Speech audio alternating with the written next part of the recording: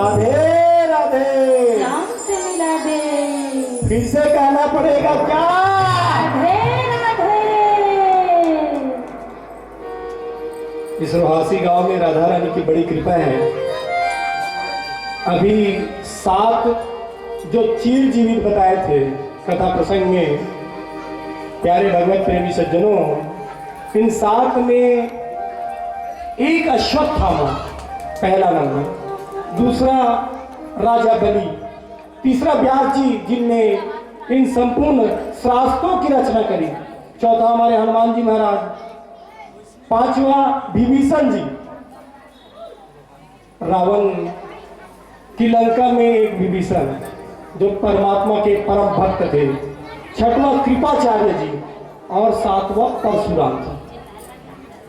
संयोग है। श्री जी के अतिरिक्त एक और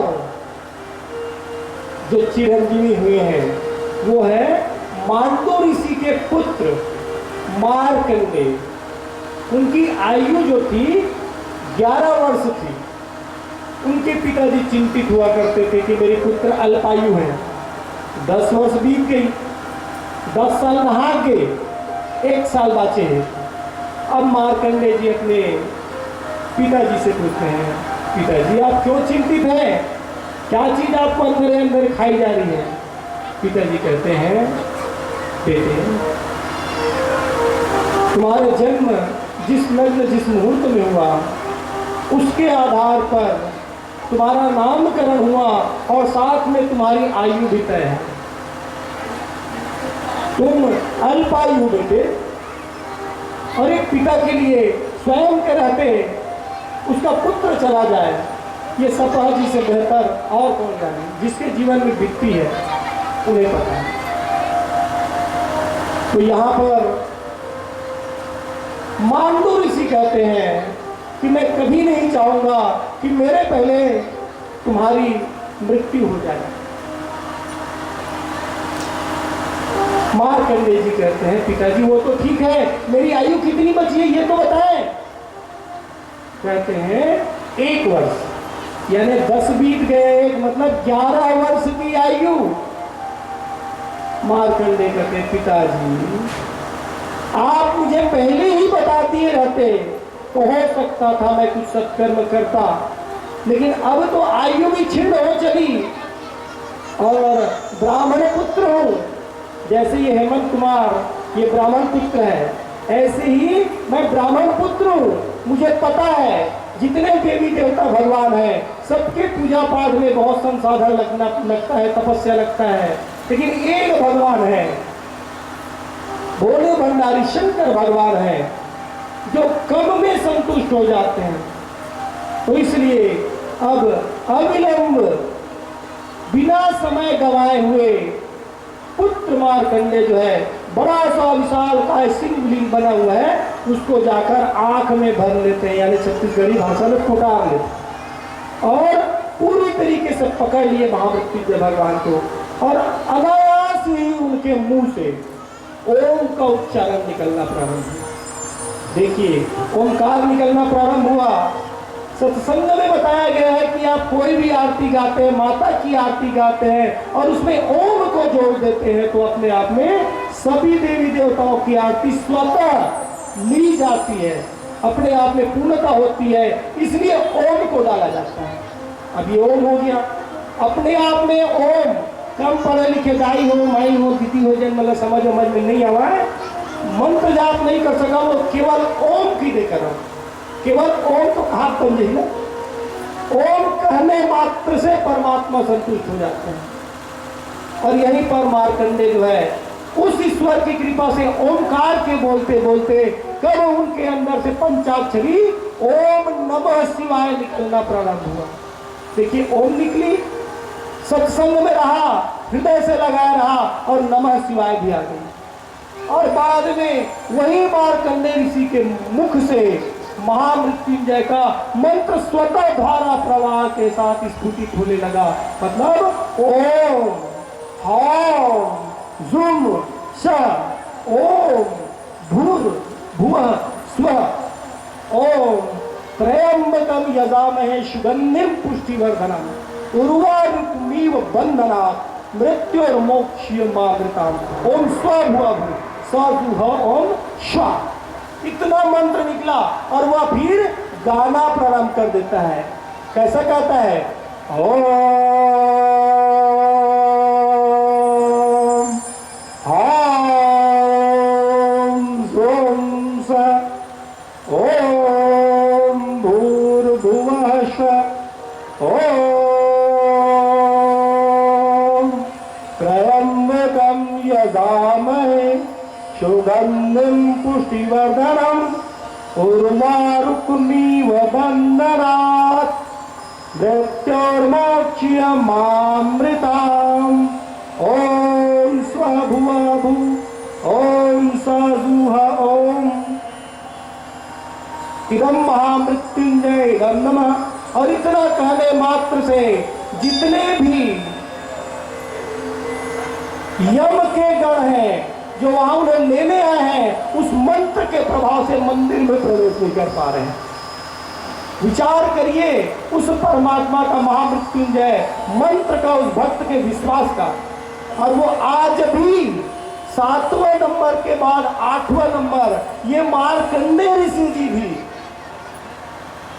अभी भी चिरजीवित है। अब विचार करिए, उनकी आयु केवल 1 वर्ष बची थी। उस बचे हुए 1 वर्ष में उनने परमात्मा में एकीकार किया, परमात्मा में अपने आप को अर्पण किया और उस परमात्मा की कृपा दृष्टि से उनकी मृत्यु टल गई और आज भी वो चिरजीवित है।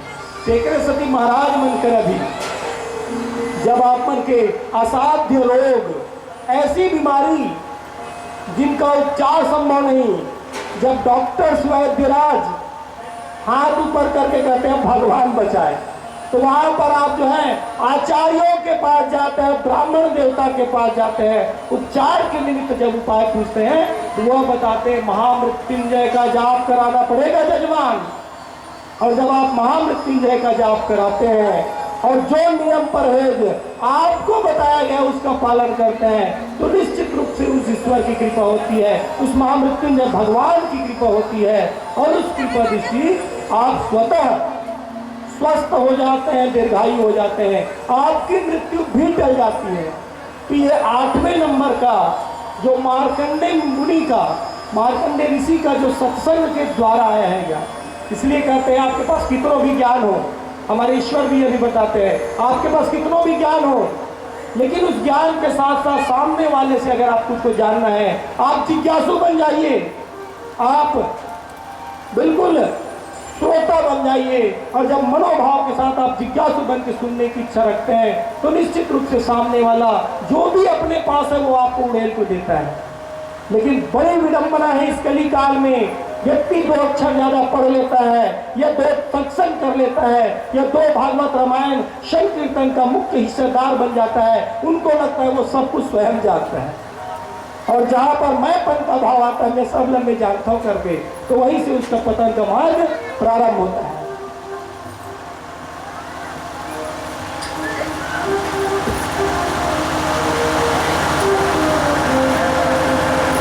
भगवान जिनका प्रादुर्भाव होता है निश्चित रूप से अनंत कारणों के साथ होता है।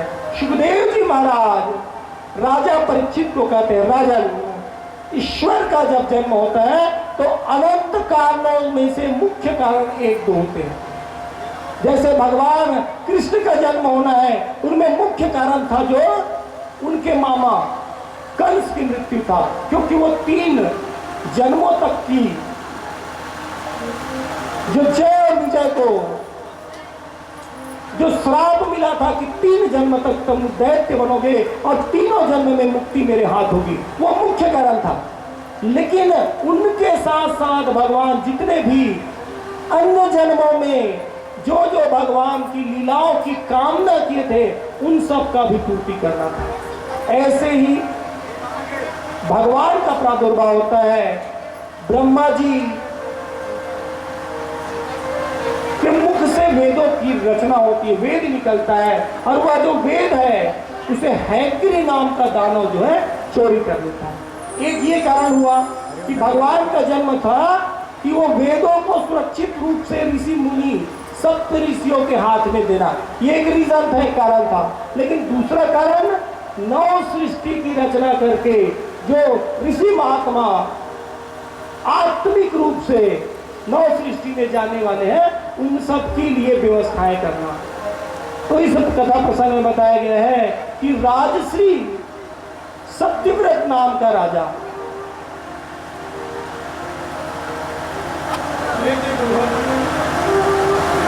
राजा का नाम, राजा के का नाम, ये चेत लगावा ना, राजा के का नाम, ओ मैया, राजा के का नाम सत्यव्रत, राजश्री सत्यव्रत। ये सत्यव्रत जो थे वो कृतमाला नदी में नित्य प्रति स्नान करने जाते थे, नहाए बर जाए बिहनिया बिहनिया। जैसे आप मन के गांव में तो बड़का तालाब है, तो एक नियत घटौंदा है, तत्का करते महाराज दिया पहुंच जाते थे, राजा दिया पहुंच जाते। एक नियत स्थान है, और जो नित्य करने में जो आस्थावान होते हैं वो निश्चित समय में एक नियत स्थान में पहुंचते। तो ऐसे ही राजश्री सत्यव्रत जो है कृतमाला नदी में स्नान करने जाते हैं, और अंजलि में जब भगवान को अर्घ देने के लिए लेते हैं तो उनके हाथों में अंजलि में क्या आ जाती है, मछली, छोटी सी मछली। सहज भाव है, उसमें कोई बड़ी बात तो है नहीं। आ गए, अब आने पर उस मछली को वापस नदी में डालने वाले होते हैं। तो मछली ऐसे तो बोलती नहीं है, लेकिन जब योग माया हो, भगवान की माया हो, तो मछली भी बोलती है ना। इसलिए देवताओं के लिए कुछ असंभव नहीं है। मछली बोलती हुई कहती है, राजन मैं आपके शरणागति आई हूं राजन, और आप मुझे पुनः इस नदी में छोड़ रहे हैं। यहाँ हिंसक और भी जीव जंतु है जो मुझे खा जाएंगे, इसलिए कृपा करके राजन मैं आपके शरणागति आई हूं, आप मेरी रक्षण करें। राजन को सहज भाव लगा, और राजन जो है अपने कमंडल, जो कमंडल लेके गए थे स्नान के लिए, उस मछली को उस कमंडल में डालकर अपना वो अपने राज्य महल की ओर जाते हैं। पहले के समय में आप लोगों को भी भान होगा, गीले वस्त्र पहन के ही वापस आते थे, और घर में आकर के सूखे वस्त्र बदला जाता था। ऐसे ही राजन जो है कमंडलों में जो छोटी सी मछली जिनको उन्हें रक्षण दिया था, उसको वहीं पर छोड़कर अपने वस्त्र परिवर्तन के लिए जाते हैं। और वहां वस्त्र परिवर्तन के लिए जाते हैं तो विस्मित दृश्य क्या होता है, वह मछली पुनः बोलती है, कहती है, राजन जो पात्र आपने मुझे दिया है वो पर्याप्त नहीं है। इतने में राजन वापस मुड़ते हैं, साझ भाव जान करके थोड़ा सा बड़ा पात्र उस मछली के लिए दे करके वह पुनः वस्त्र परिवर्तन करने जाते हैं। पुनः आवाज आता है, राजन ये जो पात्र आपने दिया है यह भी मेरे लिए पर्याप्त नहीं हो पा रहा है, यह भी मेरे लिए अभी भी छोटा है। अब क्या करें, राजा जो है उससे बड़ा पात्र, उससे बड़ा पात्र। इस उधेड़ धूल में राजा जो है वस्त्र परिवर्तन नहीं कर पाया, और पात्र परिवर्तन करते करते वह उनका गीला वस्त्र सूखा हो गया। जब बड़ा सा टंकी बनवाया जाता है और वहां भी उस मछली को रखा जाता है, और उसके बाद देखते हैं कि वहां भी मछली जो है वही आवाज करते हुए कहती, राजन यह जो भी पात्र आपने मेरे लिए तय किया वो भी पर्याप्त नहीं है। अब राजन को असमंजस लगता है, समझ में नहीं आता। मछली बाढ़ा सब देखे हैं, लेकिन अत्यधिक जल्दी जल्दी बाढ़ी ऐसे तो नहीं जाने ना। एक के दिन में, एक के जुअर में अत्यधिक बड़े, तो इतने बड़े मछली होने पर राजा उन्हें वापस उसी नदी में, जब वापस उसी नदी में मुक्त करने के लिए आते हैं और हाथ जोड़कर कहते हैं कि निश्चित रूप से यह मायापति परमात्मा की ही कोई लीला है। हाथ जोड़कर कहते हैं, भगवान आपकी माया मैं नहीं जान पाया, लेकिन निश्चित रूप से आप कोई साधारण मत्स्य तो है नहीं, आप निश्चित रूप से सर्वेश्वर परमात्मा है और आप जो है मत्स्य के रूप में मुझे दर्शन दिए हैं। यह मेरा भाग्य है, मैं इस रहस्य को जानना चाहता हूँ परमात्मा। इतने में वह मत्स्य कहते, राजन अभी समय नहीं आया जो मैं आपको इस रहस्य को बताऊं। आज से ठीक 7 दिन, आज से ठीक 7 दिन यह पूरी सृष्टि जो है जलमग्न हो जाएगी और पूरी सृष्टि जब जल से लबालब भर जाएगी उस समय राजन आप जो है संपूर्ण औषधियों को, आत्मिक जीव को और सप्त ऋषियों को एक साथ एकत्रित करना और साथ में मेरे द्वारा एक विशालकाय नौका भेजी जाएगी। उस नौका में सबको प्रतिस्थापित करना, यानी नौका में सब ना इकट्ठा बिठा देना और इंतजार करना मेरा।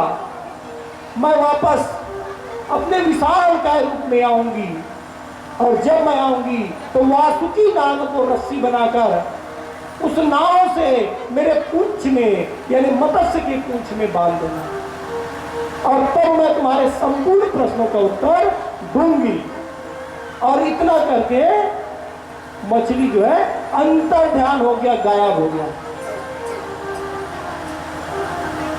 यहां पर राजसी सत्यव्रत क्या करता है, सबसे पहले सप्त ऋषियों से मंत्रणा करते हुए बताता है कि मैं जो है प्रत्येक दिन की भांति आज कृतमाला नदी में स्नान करने गया, अंजलि भर रहा था कि वहीं पर मेरे अंजलि में एक छोटा सा मछली आया, रक्षण के लिए पुकारा। मैं कमंडलू में लेके आए, लगातार मैंने पात्र पर पात्र बदले लेकिन उनके लिए अपर्याप्त हो रहा था और एक समय ऐसा है कि मुझे विवश होकर उस मछली को वापस जो है नदी में पुनः छोड़ना पड़ा। और वहां पर मैंने जब हाथ जोड़कर निवेदन किया, प्रार्थना किया, वो मत्स्य मुझे कहती है कि आज से 7वें दिन सृष्टि जलमग्न हो जाएगी। आप जो है संपूर्ण औषधियों को, आत्मिक जीव जंतुओं को लेकर के सप्त ऋषियों के प्रकाश से, क्योंकि संपूर्ण सृष्टि में अंधकारमय वातावरण रहेगा। इतना कहना था कि सप्त ऋषि के दिशा निर्देश और मार्गदर्शन में सब के सब वह पहले दिन से ही इकट्ठा करना प्रारंभ करते हैं, वनस्पतियों को, औषधियों को, आत्मिक जीव को। औषधि सबको जो है नौका में रखते हैं, सप्त ऋषि भी बैठते हैं और स्वयं सत्यव्रत सम्राट भी बैठते हैं। सृष्टि जलमग्न है और वहीं पर अब कुछ भी समझ में नहीं आ रहा है और उसी समय उस सर्वेश्वर को, उस परमात्मा को, उस भगवान को याद करते हैं और भगवान की कृपा देखिए, वो मत्स्य रूप विशालकाय मछली पुनः आती है। वह मछली पुनः आती है और वहां पर जैसे ही आए राजन को भान आता है, उनकी बातें समझ आती है और वहीं पर विशालकाय वासुकी नाग, और ये वासुकी नाग से राजन स्वयं कूदता है। उस जलमग्न की अवस्था में स्वयं राजन को कूदना पड़ता है और कूद करके तैरते हुए जाकर विशालकाय वासुकी नाग की पूंछ से अपने नाव को बांधता है और साथ में मुख से मछली। ये दोनों बांधने के बाद राजन जो है जैसे तैसे कर कर वापस आकर नाव में बैठता है। आप कल्पना करिए, 2 बातें होती हैं यहाँ। पहला, 7 दिन बाद सृष्टि जलमग्न होगी, हम नहीं पतिया वाला। कोरोना काल आया, आपको सावधानी बताई, आपको ऐसा ऐसा करना है, हम नहीं पतियावन। वो चीन में होते हमारे देश में नहीं हुआ है, वो मन आनी बानी खाते काय कहते कर सकी हुए होते, ऐसा बोलते थे हम। जिनने सावधानी बरता उनका सब बढ़िया और बाकी लोग का राधे राधे। ठीक है कि नहीं? एक कंडीशन आया, एक परिस्थिति आई। दूसरा परिस्थिति उनने आते ही सप्तऋषियों को बताई और सप्तऋषियों ने तैयारी करके रखी थी। अब बिना तैयारी के नाव आ भी जाता तो क्या करे? आज भी आप देखें, कोरोना काल में आप लास्ट स्टेज में पहुंच गए, पहुंचने का वेंटिलेटर आ भी गया तो क्या किया? कोई काम नहीं आया, कोई काम आया नहीं आया। तो इसलिए जब भी सरकार के द्वारा, वो आपका मुखिया है, जब भी वयोवृद्ध के द्वारा, सियान मन के द्वारा शास्त्र के द्वारा जो भी बातें आपको बताई जाती है उसमें अपना मति नहीं लगाना है, उनसे बड़े मति लगाने वाले ऊपर में बैठे हैं, तो उनको अच्छे से आपको पालन करना है। जो पालन करते हैं उनके लिए समस्याएं कम होती है। और साथ में दूसरी शिक्षा मिलती है, जो मुखिया होता है उसको संघर्ष करना पड़ता है, उनको तकलीफें उठानी पड़ती है। यहाँ मुखिया राजा थे, इसलिए उन्हें उस जलमग्न अवस्था में पुनः उन्हें नदी में कूदना पड़ा, उस जलमग्न अवस्था में कूदना पड़ा। और वासुकीनाथ डर तो उन्हें भी लगता रहा होगा, लेकिन उस ईश्वर के प्रति, उस भगवान के प्रति, उस परमात्मा के प्रति, मत्स्य भगवान के जो कहे हुए बात थे उनके प्रति उसे पूर्ण आस्था थी। उस पूर्ण आस्था के कारण उस मत्स्य में और नाव में दोनों को बांधा, वापस आए। ऐसा तो नहीं कि बहुत आसान रहा लोगों के लिए कि कूद के गए और जाके ऐसी बांध के आ गए, ऐसा बिल्कुल नहीं है।